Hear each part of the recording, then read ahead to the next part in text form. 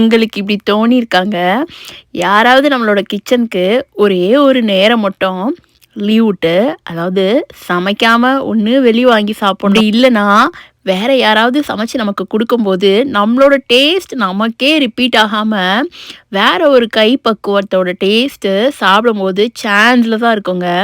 இதெல்லாம் நம்ம வீட்ல இருந்து சமைச்சுக்கிட்டே இருக்க அம்மா கிட்ட கேட்டா மட்டும் தான் தெரியும். அவங்களுக்கும் இந்த ஃபீலிங் கண்டிப்பாவே இருந்திருக்குங்க.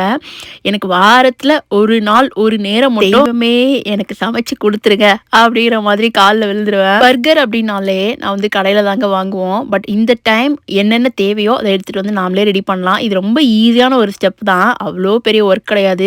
பட் நம்ம கடையில போய் பர்கர் ஆர்டர் பண்ணி அது வீட்டுக்கு வர்ற டைம்ல நம்மளே ரெடி பண்ணிடலாம். அதுவும் நமக்கு தேவையான டாப்பிங்ஸ் எல்லாமே ஆட் பண்ணி ஹெல்த்தியாவே பண்ணிடலாங்க. நான் ஹோல் ஃபுட்ல தாங்க இந்த பர்கர் செட் ஆஃப் பேக் வந்து நாங்க எடுத்துட்டு வந்திருந்தோம்.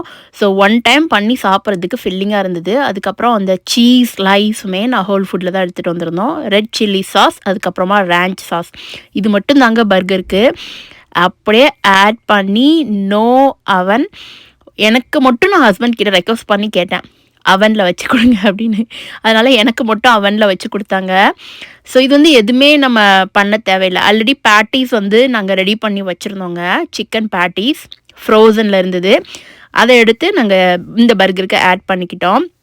சிக்கன் பேட்டீஸ் தவிர்த்து நம்ம வந்துட்டு சிக் பீஸ், அதாவது கொண்டைக்கடலை, சோயா பீன்ஸ் எல்லாமே நம்ம வந்து பேட்டீஸ் ரெடி பண்ணி ஃப்ரோசனில் ஸ்டோர் பண்ணிடலாம். ஸோ நான் அப்கமிங் லாங் வீடியோஸில் அதை எப்படி ஸ்டோர் பண்ணுறதுன்னு சொல்கிறேங்க.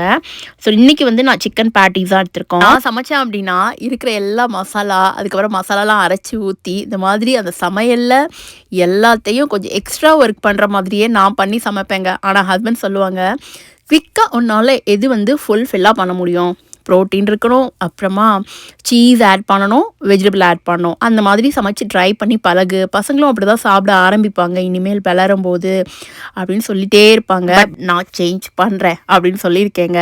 ஸோ அந்த மாதிரி நம்ம சமைக்க ஆரம்பித்தோன்னா நமக்கு குக்கிங்குமே ரொம்ப ஈஸியாக முடியும். ஹஸ்பண்ட் என்னைக்கு சமைக்கிறாங்களோ அன்றைக்கி வந்து அவங்களோட குக்கிங் வந்து ஃப்ராக்ஷன் ஆஃப் செகண்டில் முடிஞ்சிருங்கிற மாதிரி அவ்வளோ சிம்பிளாகவும் கொஞ்சம் ஹெல்த்தியாக இருந்த ஒரு ஃபீலுமே இருக்கும். வயிறு வந்து ஃபில்லிங்காக இருக்குங்க. ஒரு பர்கர் அன்றைக்கி வந்து அவ்வளோ சாட்டிஸ்ஃபையாக இருந்தது.